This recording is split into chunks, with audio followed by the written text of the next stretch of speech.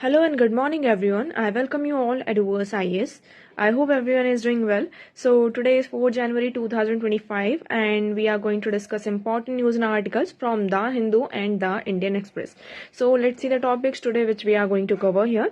First article is Human Metapneumovirus. तो ये HMPV इस वायरस के बारे में हम थोड़ा डिस्कस करेंगे. फिर है water woes, India's cross border insolvency, draft rule for DPTP and losing momentum. तो ये हमारे कुछ यहाँ से तो आपका फैक्ट निकल कर आता है प्रीलिम बेस्ड. उसके बाद इसमें भी आपको दो फैक्ट्स ऑलरेडी हमने इस आर्टिकल को डिस्कस किया हुआ है. जो नाइट्रेट का यहाँ पर अमाउंट है, कॉन्सेंट्रेशन है, वो ग्राउंड वाटर रिसोर्सेज में बहुत ज्यादा आपका देखने को मिला है. ठीक है, और जिसकी वजह से यहाँ पर हमें बहुत सारे जो इम्प्लीकेशंस हैं वो फेस करने पड़ सकते हैं. तो उसमें दो चीजें मेंशन की गई हैं and that would be important for us. Okay, तो these are the topics today which we are going to cover here. तो मेक श्योर आप वीडियो को एंड तक वॉच करें एंड PDF के लिए ज्वाइन कीजिए Telegram channel Eduverse IS. Link is provided in a description box and make sure आपने channel को सब्सक्राइब किया है एंड वीडियो को लाइक एंड शेयर करना ना भूलें. तो चलिए डिस्कस करते हैं पहला article. Union health ministry monitors HMPV outbreak in China, assures situation is not worrisome yet. Okay, तो अभी चाइना में एक्चुअली हुआ क्या है. ये एक वायरस है आपका HMPV. ठीक है, इस वायरस का आउटब्रेक देखने को मिल रहा है, लेकिन ये कहा जा रहा है कि हमारे यूनियन हेल्थ मिनिस्ट्री ने कहा है कि वो चाइना में ये जो वायरस का आउटब्रेक देखने को मिला है वो उस चीज को मॉनिटर कर रहे हैं और अभी इतनी चिंता वाली कोई भी बात नहीं है. इंडिया में भी कोई भी केसेस नहीं आए हैं, चाइना में कुछ केसेस यहाँ पर आए हैं, तो अभी उसको यहाँ पर क्या किया जा रहा है, आपका मॉनिटर किया जा रहा है. That part is clear. Okay, ना ये वायरस है क्या, और चाइना में ही आपके माइंड में एक क्वेश्चन आ रहा है कि चाइना से ही क्यों ये कोविड आया, अब फिर ये वायरस आ रहा है, फिर इतने सारे वायरस चाइना से आते क्यों रहते हैं. तो पहला एक रीजन आप लोगों को पता होना चाहिए, वायरसेस और ये जो वगैरह होती हैं जिस स्टेट में, जिस भी प्लेस पर यहाँ पर जो बायोलॉजिकल रिसर्च होती है आपकी, ठीक है, बायोलॉजिकल रिसर्च यहाँ पर ज्यादा होती है, वहां पर ऐसी चीजें आपको ऐसा आउटब्रेक देखने को मिलता ही मिलता है ना. हम ऐसा नहीं कह रहे कि वो यहाँ पर सिक्योरिटी का, प्रोटेक्शन का ध्यान नहीं रखते, लेकिन समवेयर कहीं ना कहीं कुछ चीजें लीक हो जाती हैं जिसकी वजह से हमें इस तरीके की चीजें फेस करनी पड़ती हैं. सेकेंड चीज, यहाँ पर जो आपका खान पान होता है वो भी बहुत ज्यादा इम्पैक्ट करता है. आप ऐसा मत समझिए कि जो वेजिटेरियन है उनकी कोई भी बीमारी नहीं होती, सिर्फ जो नॉनवेज खाते हैं वही इनके लिए रिस्पॉन्सिबल है. तो it is not like that, but हाँ समवेयर यहाँ पर क्या होता है, जो हमारा कंजम्पशन होता है, जो हमारा ईटिंग पैटर्न होता है, उसकी वजह से भी क्या होता है कि ये जो वायरसेस होते हैं इनका आउटब्रेक देखने को हमें मिलता है. अब हम इस वायरस की बात करते हैं कि चाइना में कैसे आउटब्रेक हो रहा है.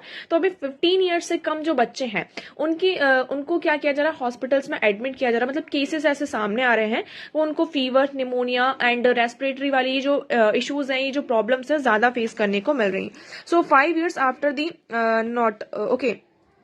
pandemic, China is experiencing a surge in HMPV cases, particularly in children under 14 years.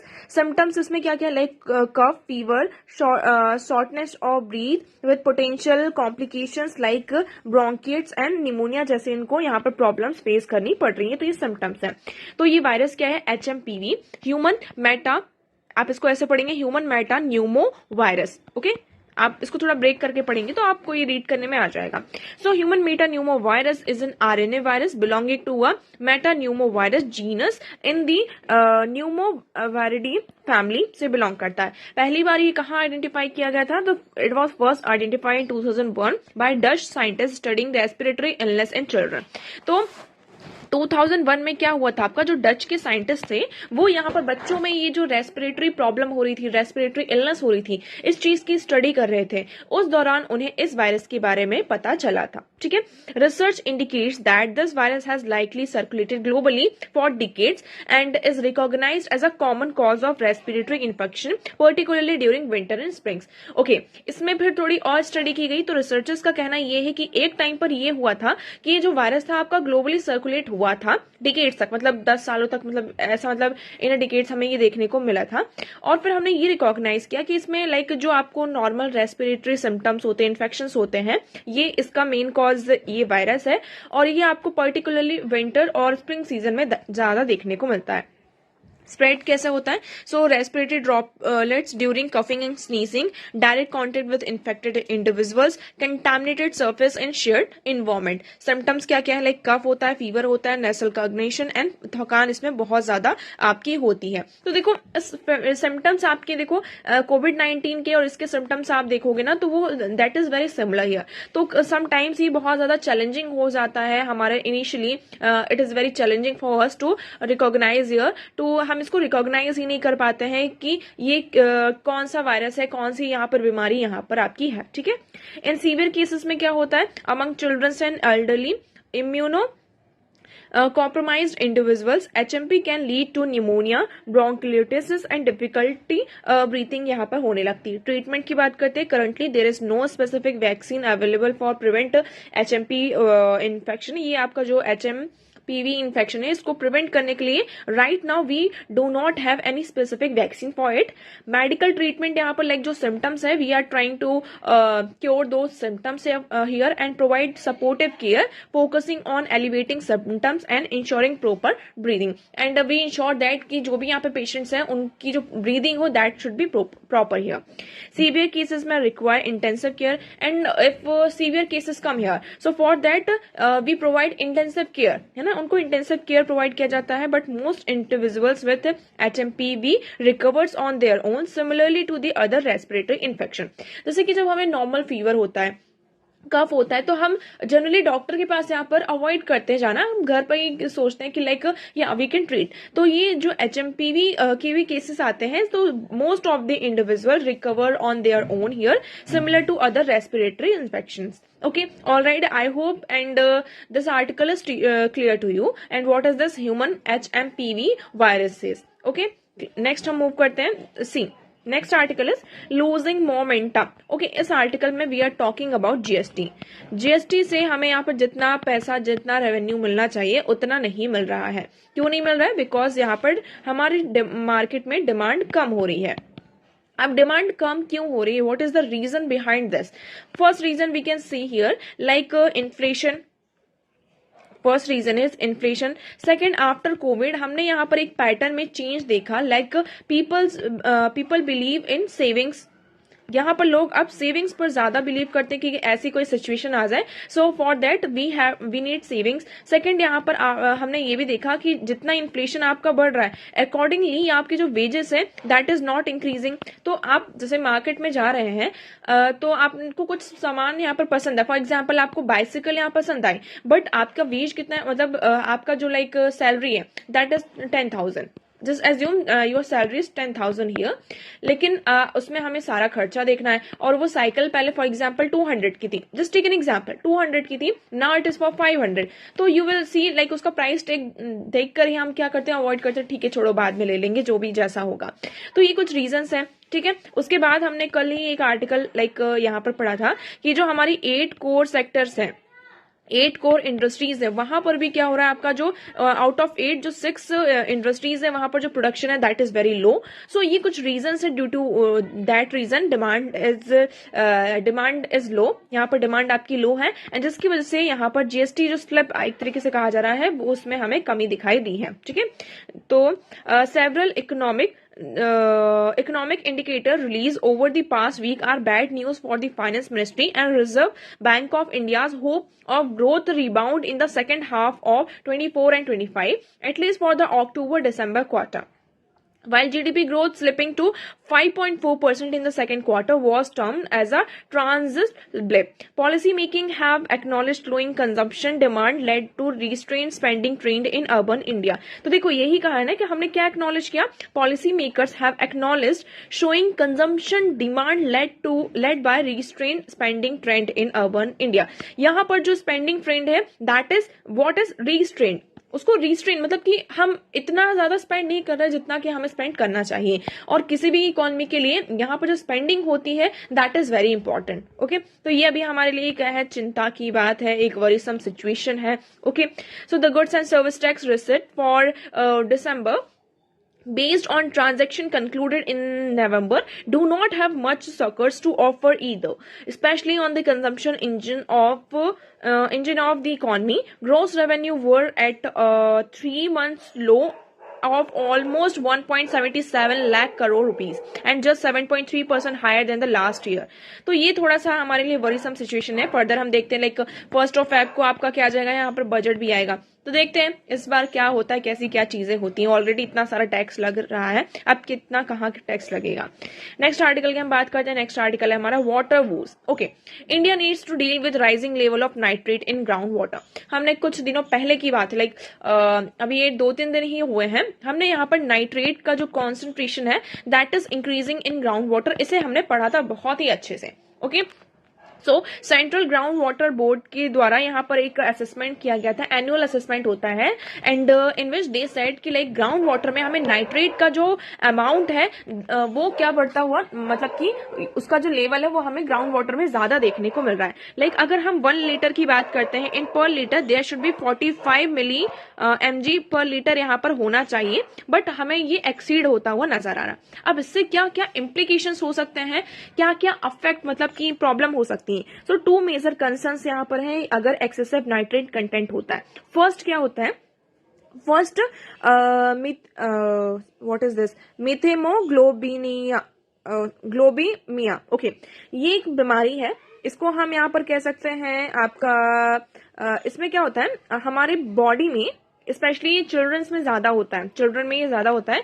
जो रेड ब्लड सेल्स होती हैं उनकी जो ऑक्सीजन कैरिंग कैपेसिटी होती है वो रिड्यूस हो जाती है, और जब आपकी बॉडी में प्रॉपर ऑक्सीजन का सप्लाई नहीं होता है तो उससे हमारी बॉडी जो होती है वो ब्लू कलर की होने लगती है. ये इसको हम ब्लू बेबी सिंड्रोम भी कहते हैं. आप सिंपल नाम याद रखिए, वो नाम भी आपको पता होना चाहिए, लेकिन they can ask you. So blue baby syndrome ये आपने सुना होगा. जो बच्चा होता है पूरा नीला पड़ जाता है. क्यों नीला पड़ जाता है, क्योंकि उसकी बॉडी में यहाँ पर क्या होता है, जो हीमोग्लोबिन है that is unable to carry oxygen as it is required here. तो that reduce ability of red blood cells to carry oxygen is known as, that syndrome is known as blue baby syndrome. ये आपको infants में ज्यादा देखने को मिलता है. तो ये किसकी वजह से होता है, आपका एक्सेसिव नाइट्रेट की वजह से होता है. सेकेंड, आपने यहाँ पर एल्गल ब्लूम के बारे में सुना होगा. एल्गल ब्लूम मतलब जो हमारी वाटर बॉडीज हैं, आपने उसमें वो हरी हरी कलर की वो पूरी एक लेयर होती है, ग्रीन कलर की पूरी ऐसे लेयर यहाँ पर जमी होती है.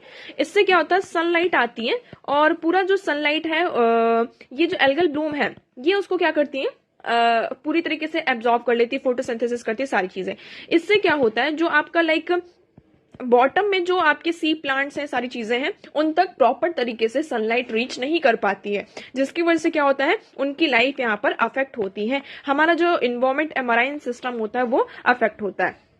So the bigger problem is environmental. Once nitrate is groundwater rise to the surface, they become part of a lake and ponds, lakes and pond. Algal bloom throttle the health of aquatic ecosystem. इससे हमारा जो aquatic ecosystem है वो threat में है. ठीक है, so ये अभी आपका यहाँ पर पूरा निकल कर है. अभी ये डेटा ऑलरेडी हमने यहाँ पर पढ़ चुका है. अब देखिए इन दोनों के बारे में बात कर रहे थे. देखिए excessive nitrate level in drinking water can be concerns for number of reasons. ठीक है, एक होता है, हम अभी किसकी बात कर रहे थे यहाँ पर, मिथेमोग्लोबिनिमिया, also known as blue baby syndrome. This condition occur when nitrate level in blood makes it harder for red blood cells to carry oxygen. तो हमारी ब्लड सेल्स में क्या होता है, नाइट्रेट का लेवल राइज हो जाता है. ड्यू टू दैट रीजन हमारी जो रेड ब्लड सेल्स होती हैं वो ऑक्सीजन को कैरी नहीं कर पाती properly. It can cause to skin to appear blue, specially around the lips, eyes and fingers. Other symptoms include headache, tiredness, shortness of breath. Bottle red babies under 6 months are most old are most at risk. ठीक है, other risk क्या क्या include है इसमें, cancer भी होता है, gastric cancer भी होता है, थायराइड डिसीज भी, और बर्थ में डिफेक्ट्स भी हमें देखने को मिलते हैं. एल्गल ब्लूम की हमने इससे बात कर ली. Rapid increase in the number of algae in body of water which can be caused by a number of factor. Like जैसे कि न्यूट्रिएंट्स का जब राइज होता है तो one of the factor here is nitrogen है, फॉस्फोरस है ना, तो इसकी वजह से एल्गल ब्लूम होता है. ठीक है, और इसकी वजह से आपका जो एक्वाटिक इन्वायरमेंट है वो अफेक्ट होता है. I hope this one is clear. चलिए नेक्स्ट आर्टिकल देखिए. इस आर्टिकल में एज सच कुछ भी नहीं है, सिर्फ आपको ये वाला जो पॉइंट है ये पढ़ने की जरूरत है, क्योंकि इसमें बहुत सारे बिल्स के बारे में बात की गई. तो इसमें ये कहा गया कि India cross border insolvency and legal form. So the growth in international trade has amplified cross border insolvency and challenges.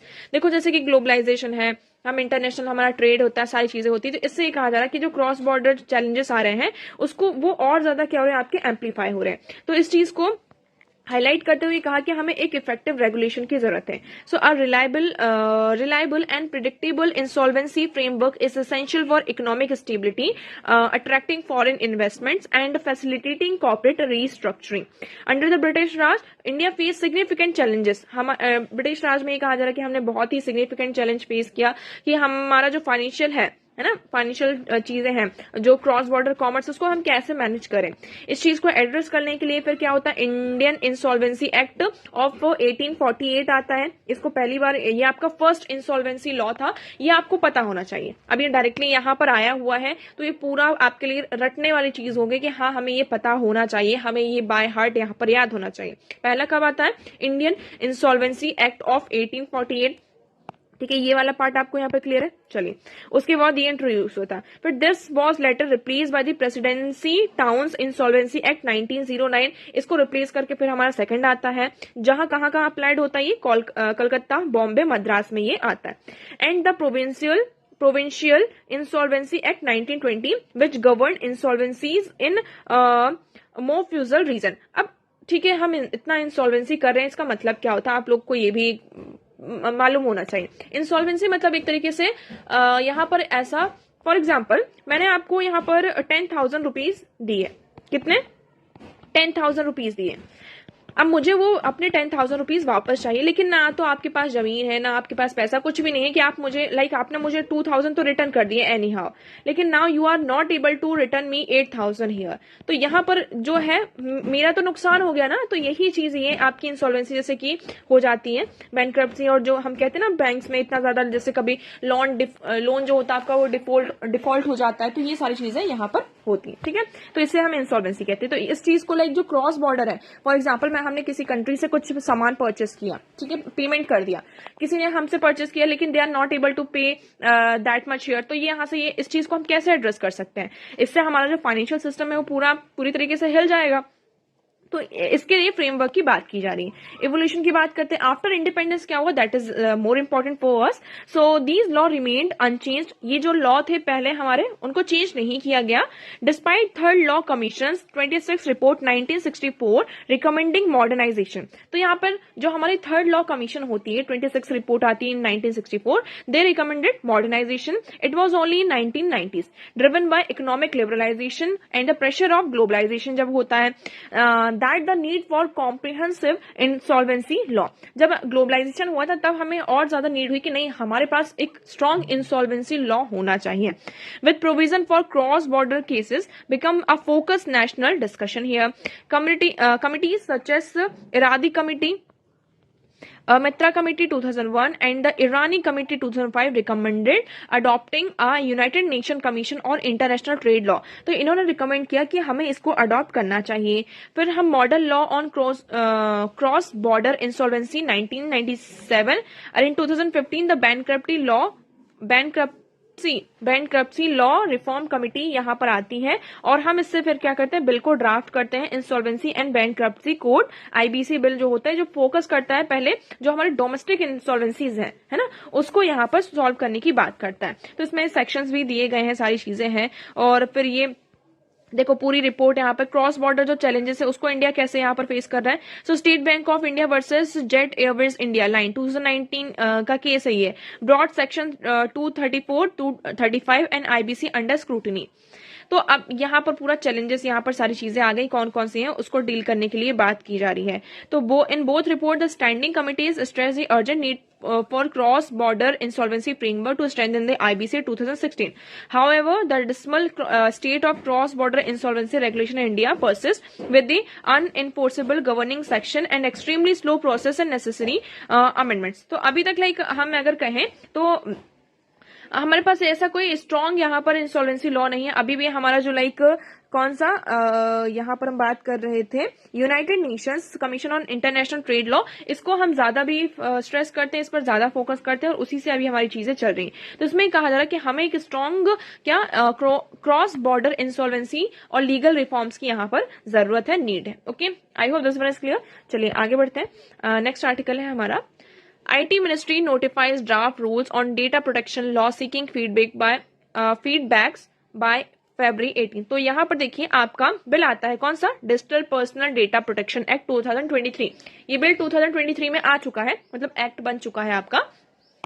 अभी तक ये इम्प्लीमेंट नहीं हुआ था। अब इसके जो रूल्स हैं उसको क्या किया गया है, आपका ड्राफ्ट किया गया है पब्लिक में, ठीक है, रूल्स को पब्लिक में ड्राफ्ट किया है और हमारा ओपिनियन मांगा है 18 फेब तक। कब तक, 18 फेब तक आप अपना ओपिनियन यहाँ पर दीजिए, उसके बाद से इस रूल को यहाँ पर इंप्लीमेंट किया जाएगा, मतलब इसको इंप्लीमेंट किया जाएगा। इसमें दो चीजें हैं, दो इंपॉर्टेंट चीजें। पहला है आपका कंसेंट मैनेजर, आपको ये क्या होता है इसके बारे में पता होना चाहिए। Second thing is data fiduciaries. Data fiduciaries यहाँ पर क्या है, तो डेटा फ्यूडिशरीज इसमें ये वो पर्सन है, जो वो एंटिटी है जो कि हमारा जो पूरा डेटा होगा उस चीज को क्या करेगी, उस चीज को यहाँ पर कंट्रोल करेगी।